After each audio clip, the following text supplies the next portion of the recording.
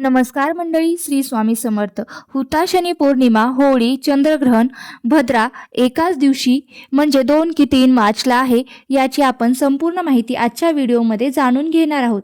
बघा, तब्बल 18 वर्षांनी असा भयानक आणि दुर्मिळ योगायोग येतो, जो पाहून शास्त्रही थक्क होत आहे.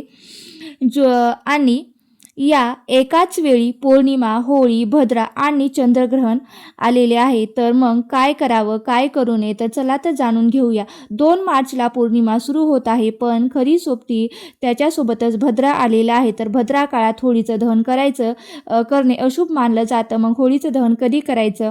2 मार्चच्या मध्यरात्री की 3 मार्चच्या रात्री? जेव्हा आपण रंग खेळायला बाहेर पडू तेव्हा दुपारी 3:20 आकाशात चंद्रग्रहण सुरू होत आहे.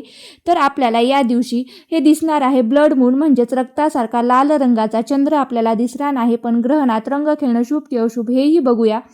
तर सकाळी 6 वाजल्यापासून सुतक काळ सुरू होतोय, म्हणजे पूजा ना जेवण ना होळीचा जल्लोष. तर मग यंदाची खरी होळी कधी साजरी करायची? तर घाबरू नका.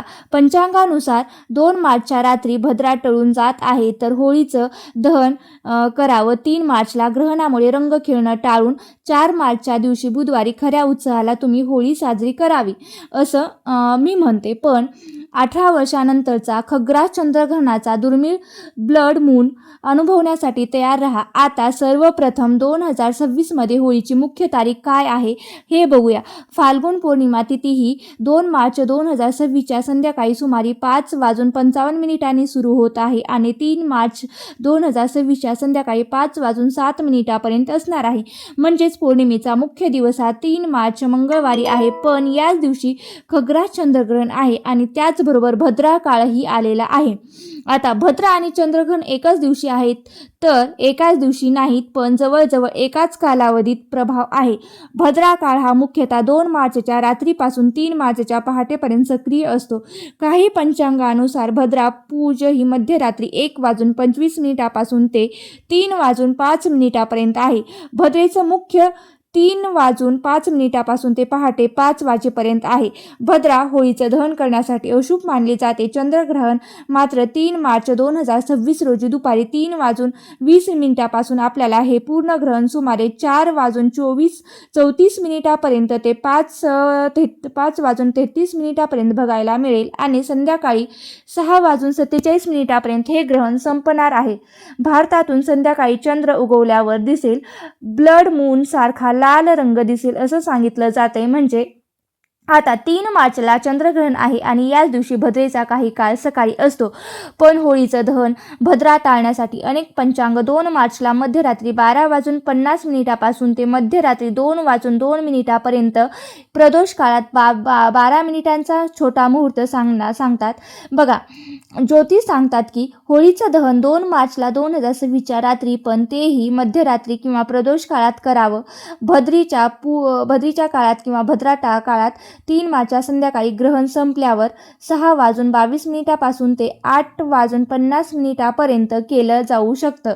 आता रंग खेळणं किंवा रंगपंचमी ही 4 मार्चला बुधवारी आपण सर्वांनी साजरी करणे हे अतिशय शुभ मानले जाते, कारण 3 मार्चला हे ग्रहण आणि सुतक काळ आहे.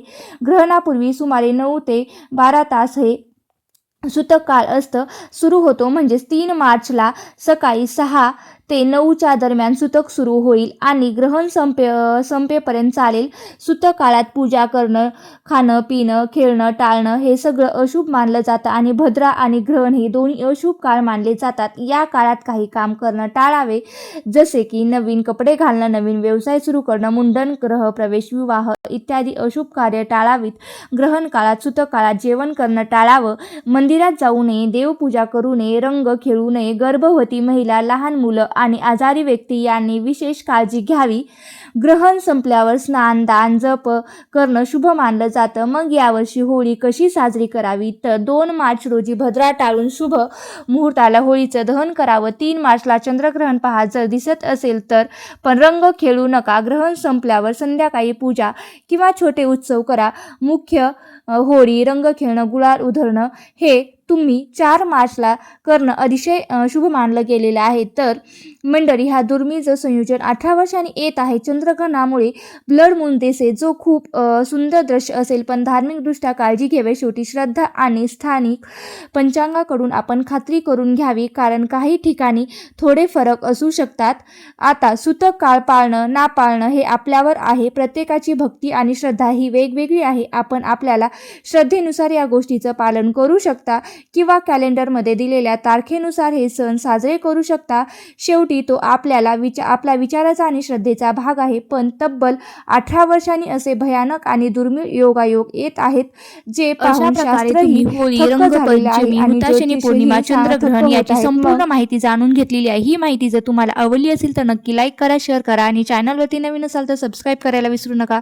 श्री स्वामी समर्थ. जय जय स्वामी समर्थ.